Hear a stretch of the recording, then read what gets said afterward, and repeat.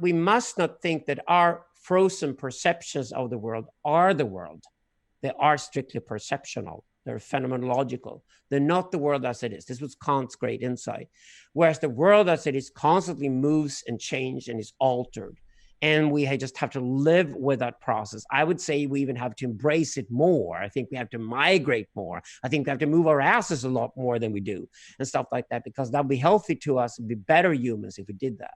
Well, this is something that I think inspires a lot of the people from the esoteric right-wing side of Twitter, where you have people who, let's say, like a Bronze Age pervert, for instance. He writes a lot about these migratory cultures of swashbucklers, and to compare that with someone who sits in a cubicle all day, I could definitely see why there is this urge to reject the modern condition and go on horseback like the Mongols.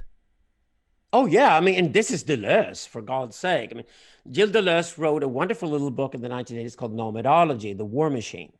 And he was totally politically incorrect when he wrote that book, but he was so far above and, ahead of everybody else. People didn't realize that Deleuze wasn't a part of French Marxism. He couldn't care less. He wasn't a part of any of the stuff that the French did at the time. Other guys knew that he was a genius. Foucault said that in the future we'll live in a Deleuzean age. And I think guys like me and Söderqvist, you guys here, certainly Nick Land, for example, the popularity that Nick Land has reached these days, it just shows that the Deleuzean thinking is the way forward. But I want to warn about trying to approach Deleuze with a Gnostic mindset. It's trying to be Gnostic and then try to approach Nietzsche. It's impossible. Nietzsche was adamantly against Gnosticism. He was aggressively against it. Deleuze was aggressively against any ideas of dualism and Gnosticism. Deleuze and Nietzsche follow in tradition from Zoroaster before them. That's why Nietzsche wrote Also sprach Zarathustra. He knew the character. In Germany in the 19th century, it was high fashion to study Sanskrit and Avesta and go back to the original Indian, Iranian texts and read them. That's where the whole Aryan Brotherhood movement started, right? And I've done the same thing. I just basically realized nobody knows these languages any longer. And anything Zoroaster wrote 3,070 years ago is completely misrepresented in English and German literature. It's completely wrongly translated. It's translated by people of trying to attempt to put Platonism and most of all Christianity onto Zoroaster afterwards, which is completely impossible. You have to understand Persian thinking, you have to understand Persia as an Asian power. Persia was the connection between China and India for thousands of years. This is all about the Silk Route. The revised interest in the Silk Route is fantastic. Because over the next 30 years, you're going to see the entire history of Asia rewritten. Because the history of Asia we've known, this is where John and I come into the picture. The history of Asia we've known in the past is nothing but a European 19th century fantasy. Wow. There was no Buddhism, for example. There were just tons of different schools that sometimes used the Buddha and sometimes didn't. There were meditation technique schools along the Silk Route. They never thought of themselves as a unified ism. They never had a pope. They never had a Mecca. They never had any of these things that we have in the West, where we centralize something and then call it an ism or an ideology. These were just debate clubs, essentially, along the Silk Road. You would go from one oasis to the next and meet people who loved to discuss with you, and who did spiritual journeys and spiritual exercises. And the Taoism and the Buddhism and the Zoroastrianism that we today apply onto the East are actually just different schools of thoughts that influenced each other enormously throughout the ages. I mean, you go to Japan and you study Zen, and then you go to Zen Rock Garden, and then you go to Yazd in Iran, and you go to Zoroastrian Fire Temple, and my God, they look identical. Mm. And you realize, wait a second, is Zen really Buddhist? No, it was when the Europeans came to Asia and said, the Zen has to be qualified as one of the isms, so we'll just call it Buddhism. And then the Zen started rewriting their history as if they were some kind of Buddhist cult. But in reality, Buddhist teachings and Zen meditation in Japan are radically different schools. For example, the Zen don't believe in reincarnation.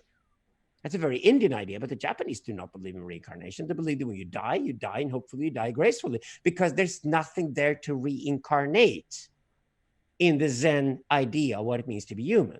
The soul is never separate from the body. Now, the idea that the soul cannot be separate from the body, which means that you don't want to upload yourself. It would be ultimate hell to live uploaded. You know, it's like, look at Futurama and you realize how being there's a great Black Mirror about that. Yeah, exactly. So that good. Yeah, once you think through these ideas, you realize they're actually horrible. Once you think through perfection, once you think through immortality, once you properly think through infinity, it's just awful, right? Well, the infinity one non-existent. I'm interested in, because the other two terrible ideas, I'm with you 100%. But infinity, I'm not sure why that also is a terrible idea. Well, infinity cannot be connected with the rest of mathematics. So what you have to do, what you have to do with infinity is you have to put points at the end of any equation, because you cannot actually jump from defined mathematics, real numbers, and then jump into infinity. So they created a separate mathematics called transfinite mathematics, which sort of allowed themselves that some infinities are more infinite than other infinities are, which means they're actually limited. So if you think through infinity, you cannot even apply it onto mathematics. When physicists try to throw infinity into the equations, they end up with big bangs. When you remove infinities, like Baudrillard did, from mathematics, you realize there's a big bounce. That's how the big bounce is discovered, right? So the difference, like the distance between 1 and 2 is an unlimited infinity. And then if you count from 0 to infinity, that's a limited infinity. Okay, no, what you do between 1 and 2 is that you add continuum. Okay, I don't think continuum exists. So if everything is discretion, that's like the Planck length. And that's where you arrive with loop quantum gravity. You discover that space-time itself exists because it contains discrete units. Now, everything ultimately, there is a smallest possible size for something to meaningfully exist, at which the reverberations that are happening can actually reverberate with the next unit. You always arrive at the smallest possible unit. In our philosophy, we call whatever is below the Planck length or below the Planck time, we just call pure chaos. So we remove it from the equations completely. And then we force the mathematicians to work with proper equations with discrete units. Now, if you have discrete units between 1 and 2, which is how reality works, not mathematics, how reality works, then mathematics, if mathematics is returned and becomes a representation of reality again, which it used to be before you added zeros and infinities to it, but then you discover they're actually discrete units, and you just have to figure out how small those discrete units are, but then it becomes finite. And in reality, everything is finite. Are you familiar with David Deutsch, the author of The Beginning of Infinity? Yeah, sloppy title to begin with. I would say The Beginning of Enormity.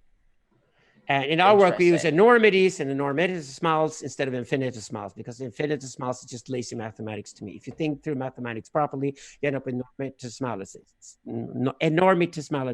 And you can count on, especially today we have computers to help us out, we can certainly count on those and make the equations much better. And again, the reason why Baudrillard exposed there was a flaw to the Big Bang model was because it allowed continua and it allowed infinities in the mathematics. And if you don't allow that, you don't end up with infinite temperature at the beginning of the Big Bang. You end up with finite temperature of a pressure where you take an entire universe and force that universe into one Planck length. It's enormous pressure, right? Enormous heat, but it is limited. It is finite. And that is absolutely essential if you're going to move into the next stage of natural science and things like that, to remove the infinities from the equations. And it's also, to me, again, we need to get these Platonist ideas of infinity and perfection and immortality out of the way, because if you're going to have a philosophy of what it means to be human and now preparing the human towards meeting the machine, then we got to get back to reality. I'm a realist philosopher, and that's what I work with. When it comes to quantum physics, I don't know if I have this right exactly, but what about the observer affecting what is observed at that level? What would you say is the significance at every level?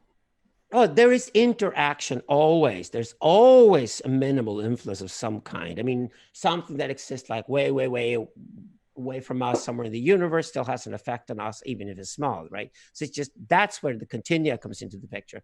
And again, maybe the problem with Einsteinian mathematics and with quantum organics is that why they never unifies, because Einstein actually allowed himself to work with continua. But if you end up with an Einsteinian improved mathematics that use discretion, even at these sort of very, very small levels, say, for example, gravity from outer space, you could probably arrive at something that actually can be combined. I think that is the trick left to be done by the physicists. So maybe that answers the question. I don't know, but there's always interaction, but the observer affecting something in a laboratory during quantum physics, I am much more interested in David Bohm's work, for example, on pilot waves. And I think that's the way to go forward in physics. I think Lee Smolin has already made that turn. I think Leonard Susskind has already made that turn. What happened in the 2010s was the discovery that information expands all the time and information is never destroyed in the current universe. It probably takes a big collapse prior to big bounce for information to be destroyed. We probably have no information. We'll never access the information from previous universe. We don't know that yet, we probably don't. But if information is what expands all the time, that also explains why the universe itself is expanding. It is information itself that's expanding. You even have the holographic principle here, is that anywhere you look in the universe, all the information contained within that section of the universe could actually be flattened down to two-dimensional picture, which is the perspective.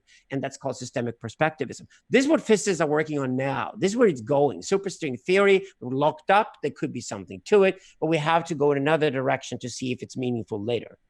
And that's exactly why I read Edward Witten more like a metaphorical thinker who inspires me rather than I read him as a physicist, whereas I think guys like Susskind and Smolin are on to where physics is going next, and they're amazing thinkers and scientists.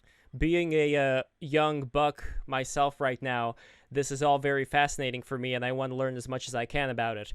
My own current, very naive view, perhaps, at looking at what exactly is going on here is I see a lot of things that I've experienced personally in my life as being very relevant to things occurring for the sake of me having certain educational experiences. But I don't really know if that is something that can be philosophized, because some people, they go as far as to say that we're living in this not empty, but we're living in this dead machine, and that everything is already programmed to act in a certain way. And I view this as far as this consciousness that I possess. Oh, damn Gnostics again. It's a damn Gnostics again. No, if it is pre-programmed, then where the heck did that pre-programming occur? Some kind of a space somewhere by somebody. And you're back at Christianity and the creator God again. It's just like, can we please close that door for good and not try to return there? You know. Well, before that, we have a comment from Gio Panichetti, who's going to be joining us later. Gio's a great guy. He says, ask Alex to destroy Lawrence Krauss's "The Universe from Nothing" nonsense. Oh, yeah, I done that already. I said it's called the Big Bounce. Yes. Okay, so that is already... So the giants of India are right. We live through eons of time, enormous eons of time, where everything is just like a pulse back and forth. And that is probably the most correct idea how the universe operates that we know so far. That also means I'm not particularly interested in parallel universe. So I think that's also one of those cheap ways of getting out of problems that should be solved. And Lee Small and these other guys agree with me completely on that one. Well, Lawrence Krauss, Lawrence Krauss, he was the author of the Why There Is Something Rather Than Nothing, right? So why is there something rather than nothing is Leibniz. So that's like one of the oldest questions of philosophy. Yeah, it goes way back. He wrote a pop book about it, but no, he's nothing new under the sun, 100%. But could there be a side by side? Could you have a big bounce and things? Because the thesis is that nothing is unstable, and things emerge from nothing. So that's why he posits a universe from nothing. So is it possible that you could have, for lack of a better word, I would describe like an infinite universe, while also you have things popping in and out of existence? You can have things popping in and out of existence as long as there's a balance to it. That means if you have something if you take one force that goes in one direction and you have an opposite force that goes in the other direction and they zero each other out, you can certainly have some kind of expansion or something. We have an expanding universe at the moment, and it's expanding in terms of information. So that's a given. That's a fact, cannot be denied. But when it comes to the universe itself, it's an open question. I mean, we haven't really gone into Big Bounce theory since it's only like 10 years old to properly discuss that if a collapsing universe still is maintained somehow at the Planck length under enormous pressure and then expands. And the question is, did everything that has sort of a kind of what we call material existence today, did it already exist back then? And it's just the same thing evening out all the time. Well, it probably has a beginning of some kind somewhere, unless there's something really spooky, weird, circular going on here. Hypertime might show us that. We don't know that yet, but certainly as long as you borrow from out of something and then take it back in again, and that's exactly why everything is reverberating. We agree on that one. So everything is moving all the time. There is less than zero, because there's less than zero, there's existence. So yes, that's not a problem at all with this model. But it's just that the universe itself came out of nothing. It's the idea that the Big Bang was an absolute. And the Big Bang was never really proven. And it ended up with all kinds of new problems. And Lawrence Kressman jumped to this conclusion that, yeah, but I'm going to gamble on the fact the Big Bang is a fact and that everything came out of nothing. Well, wait a second. It started with infinite temperature? That's certainly not nothing. Right. So since you haven't gone beyond the infinite temperature, Mr. Lawrence, then you haven't really solved any problems at all. You just jump into conclusions in the pop book, like a lot of guys do. But you should go back to physics and actually either prove what that means, or then just understand that the enormous pressures and the enormous temperatures that existed at what we used to call the Big Bang was actually nothing but a big bounce. It was a collapsing universe that the boom became the universe we have now. Well, it also sounds a lot to me like the breathing in and breathing out of Brahma, as referred to in some of the Hindu texts. And that brings me to the idea of there seems to be a big separation, at least today, between the mystics and the scientists. And what I'm curious about is this whole idea of as above, so below, where if you look at the human heartbeat and then apply that to so many other things, or the breathing process, or even something like the human body. Like, I've always been of the idea that our body isn't just accident and it isn't just adaptation, that it is, in a certain way, an allegory for the universe. But it's a very romantic take. No, it is not. You're jumping to conclusions 11-year-olds make again. I know, it's a very romantic take. I'm very romantic at it. So, number one, we must re-understand determinism and indeterminism, because determinism and determinism is something we still have left as concept from the idea of the creator God. So those should go away as well. What I'm working on with my team is a new concept called transdeterminism, and I've written about it in the past. The transdeterminism is that, yes, even if everything happens without chance ultimately being involved, it wasn't pre-programmed, it wasn't predestined. So if you're going to get rid of the idea of predestination altogether, most modern determinists would say that they don't believe in predestination. Well, then get rid of the whole term, because determinism implies predestination. That's the whole point. So we work with transdeterminism. We can remove the opposition between determinism and indeterminism, because it turns out in physics, like David Bohm showed, that a system can be indeterminate during a certain time, but it still arrives at the same point from where it looks determinate. So actually everything operates, what we used to call determinism and indeterminism, actually operate in parallel all the time. So to think of the world as either being indeterminist or ultimately determinist is ridiculous. We call it transdeterminism. The other one you're talking about is reductionism. And it is the idea that everything can go all the way back to the smallest atom or smallest unit to some kind of, everything else that happens after that becomes a kind of monadic reflection of that condition. But reductionism actually was then developed on the other hand with Whitehead and these other guys called panpsychism. And panpsychism is because consciousness, at least as humans, with our narcissism, would be the most amazing thing ever. I seriously doubt that. And I think it kind of go with the network theory? Yeah, it's like subconsciousness is more interesting than consciousness anyway. But anyway, if you think of consciousness and how it possibly operates, if you think it's so damn important, then you go all the way back and you find psyche into the smallest units.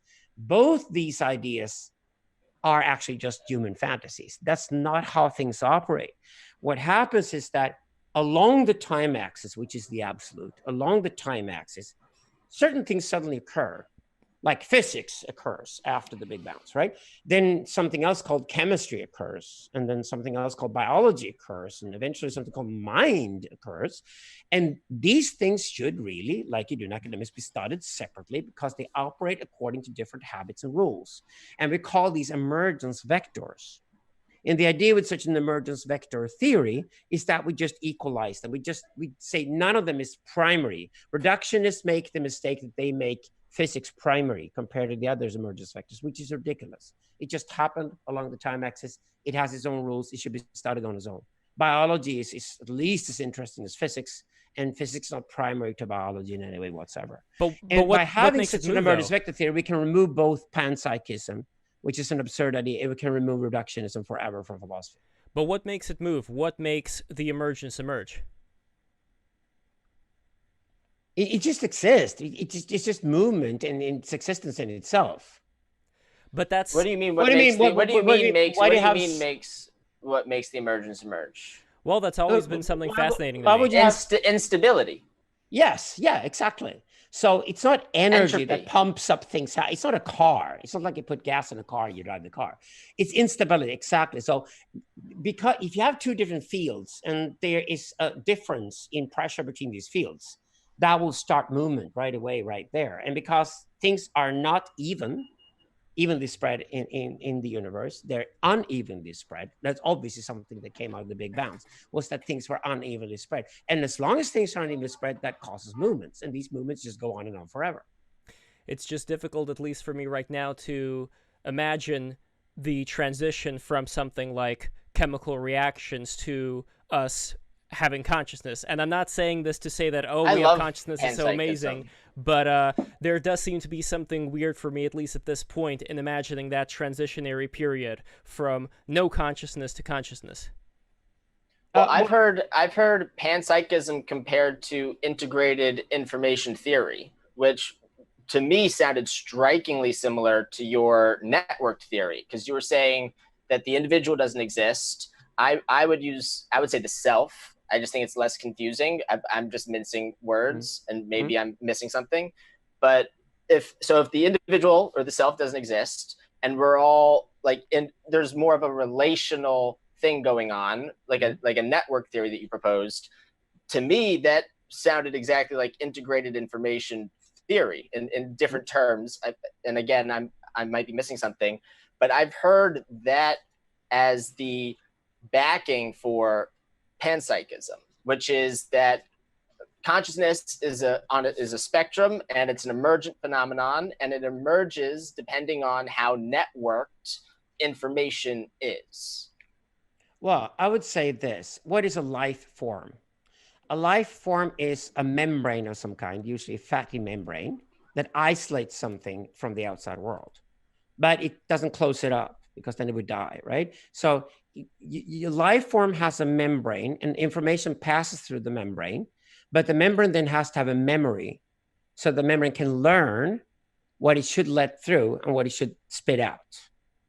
So this is what Deleuze calls the body, right? So you work from the body, you work from the first earliest life forms to understand that.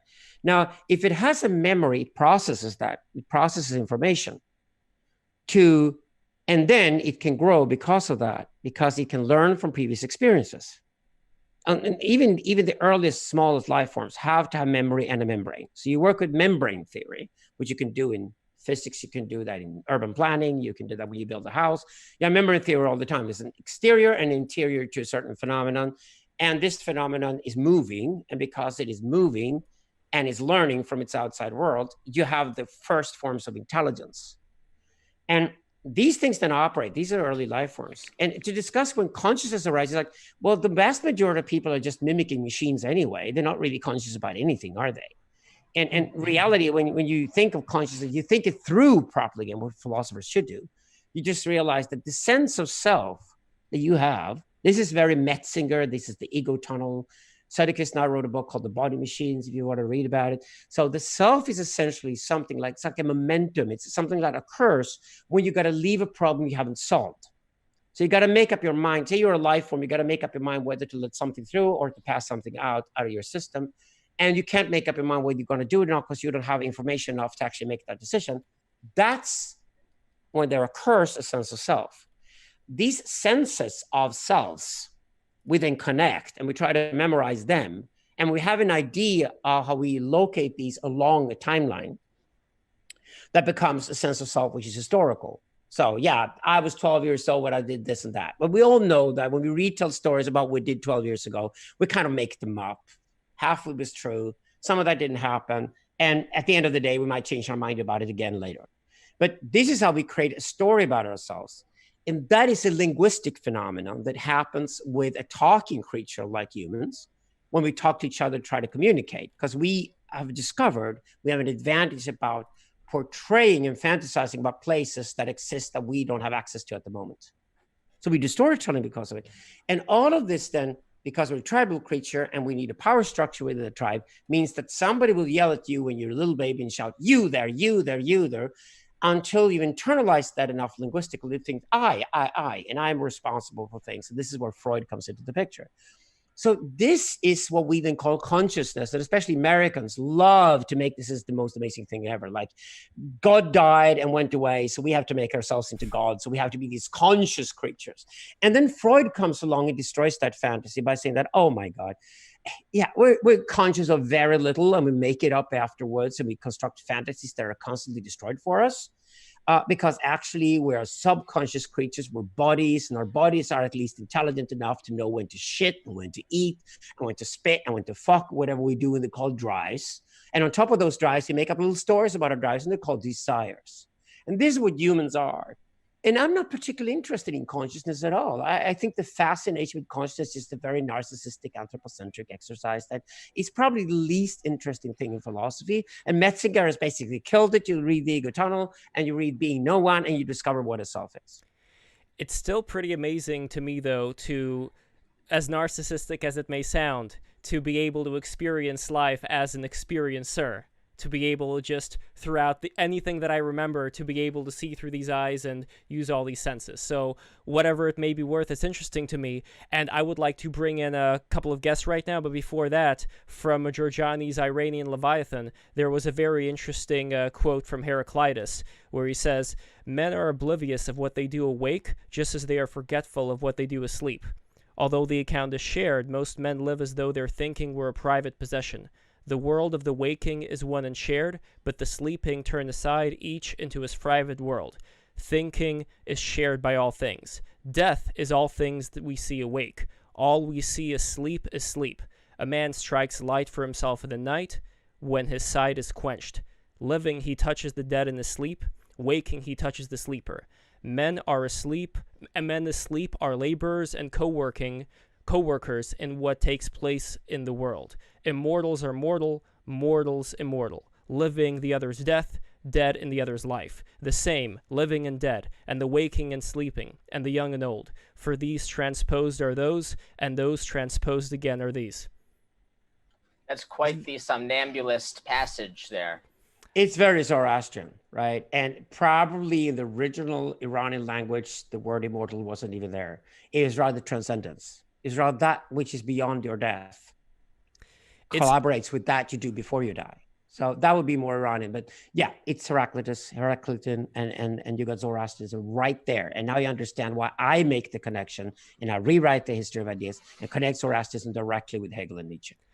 It's very interesting. I mean, Giorgiani's personal take on this is that he's implying that the dream world is actually the living world, and this world is one of decay.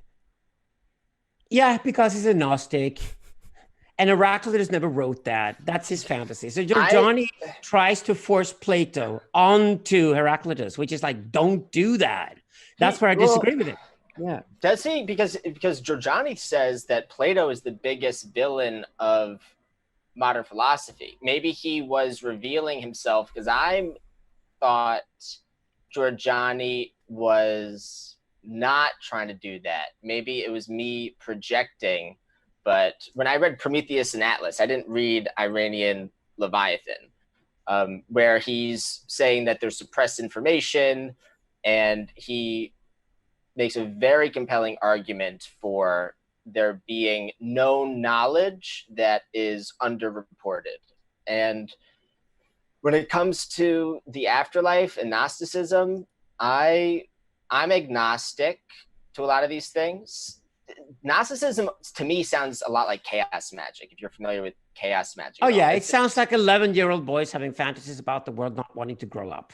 Again, pillar saints and boy pharaohs. I feel like he's using Gnosticism as a noble lie. So he's not using a theory of forms, but he's trying to marshal and usher people in a way that he believes will be speaking their language, right? So Lev once showed me a persuasion video called Speak to People's Elephants. And so if you imagine people as sitting on a giant elephant, like if you're trying to speak to the person on top of the elephant to persuade them, they're not going to go where you suggest, right? Because the elephant is really who's in charge. So you have to not speak to the person, you have to speak to the elephant that they're riding on. And so I thought that Giorgiani was doing that with Gnosticism, not necessarily that he believes it, but that he's pessimistic that people he needs to take him seriously won't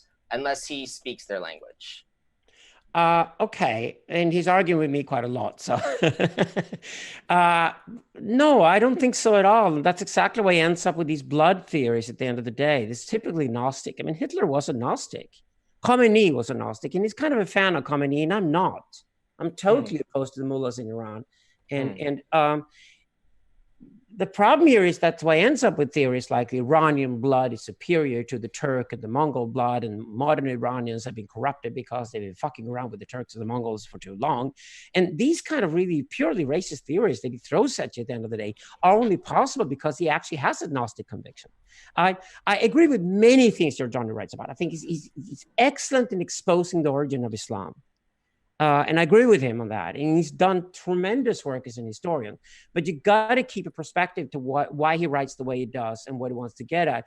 And I don't work through a cynical manipulation of the reader. I really, really want to be as frank and honest as possible with the readers and be in dialogue with them. And I think it's the only way forward. If Giorgiani has another take on that and has other ambitions, then probably we'll be successful. I think we will have a lot of sort of Iranian, Aryan, Renaissance nationalists running all over the place today, the mullahs fall. I don't think Iran will be peaceful for the following 50 years. I think it will be bloody and messy like hell. But I still want that to happen. Giorgiani agrees that we believe in the Iranian Renaissance, and we think it's absolutely essential for world history. We think the Iranian Renaissance is the only way for the East and West to finally start communicating with each other and discover the depth of human history. It's the only way for that to happen. And we agree that we want the mullahs to fall in that sense. But his Iranian nationalism is a racist form of nationalism. My Iranian nationalism is a rediscovery of the Zoroastrianism, the Zoroastrian Renaissance. The Zoroastrianism is an adamant universal religion. Actually, the whole idea of universal religion, where all human beings are equal, is a Zoroastrian idea. And that's where I'm at. Are you familiar with Hotep philosophy or Hotep theology? I've been wading into some Hotep circles and listening to some of their theories and analyses. There's a guy that I'm a big fan of, Hotep Jesus. He's been on InfoWars, he's been on Joe Rogan. He has a small channel, and he recently had someone on called Young Pharaoh. He goes by Young Pharaoh, and they were saying that, I mean, it's a preposterous. I'm not sure how tongue-in-cheek theory, but they were saying that they believe white people can't help from conquering things. But they also said that Arabs were white. So they have a theory that... so it's fun. It's fun, yeah. I made a series of lectures in 2012, 8 years ago, called The Golden Age of Sects and Cults. And I'm not surprised you guys are following Hotep and you're following Giorgiani and all these guys, because what you do now, you live in a completely mythical realm where you're interested in mythos, you're interested in storytelling.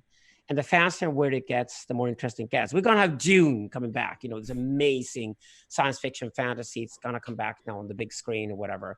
And yeah, it probably is going to be really good too. It's a good director. So, and I think with Dune, you're going to have a massive amount of mythical narrative that appeals to young men, especially. And I think your generation, you're going to jump onto that. What I try to do, though, is to stay clear and in touch with reality and get back to the logos and do proper philosophical work and work with physicists and other natural scientists to get their shit right, too. I am more interested in that than in all the storytelling. I enjoy the Netflix series, and I enjoy these guys having these funny conversations about African heritage or whatever. But these race theories, I think, are not only dangerous, they're also wrong. Yeah. I don't think race exists at all. I think it's made up. I think human beings were all the same until about 10,000 years ago.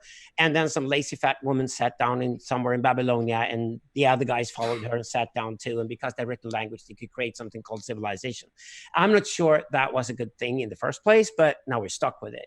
And we built technology on top of that. And that's what I find interesting with civilization. Civilization did not improve human beings in any way whatsoever. It made us worse, but it improved technology. And I think one day technology will take over, and then technology will decide whether it wants us to be around or not. That's where we're headed. One quick question before we get to our great guest Sophia and Bones is, what do you think of something like Göbekli Tepe that people like Graham Hancock attribute to showing certain constellations, as well as constellation patterns that could be possibly inferred from the pyramids, from the Sphinx being right in the center of the during the equinox of a certain star alignment? So all these things, or the Mayan calendar, to me at least, they talk about time being a very important factor for a lot of these civilizations, and not a short amount of time, but the precession of the equinoxes, that's 26,000 years. For somebody to care that much about that amount of time. And one final thing that I will add to it, if you look at the Temple of Luxor, it's a very man-shaped temple as far as it corresponds to the human body. And that to me is also why I brought up the whole human body as a universe, at least the way that they looked at the world. It's romantic, but it's still fascinating to me. All these different things. we try to find metaphors and analogies in everything we watch as human beings, and that makes sense, and often it's a great thing. It's called scales. Nassim Taleb is writing a book about it at the moment, and I work with scales all the time. And yes, things can look very similar, and why wouldn't nature operate in a similar way on the smaller scale that it does on the larger scale? But it doesn't mean automatically you can take something you've discovered on the larger scale and then try to force it onto the smaller scale, and it still makes sense. But you said something really interesting. The book we're working on, the follow-up to Digital Libido, is called Process and Event, right? And it's going to be the big work that we do.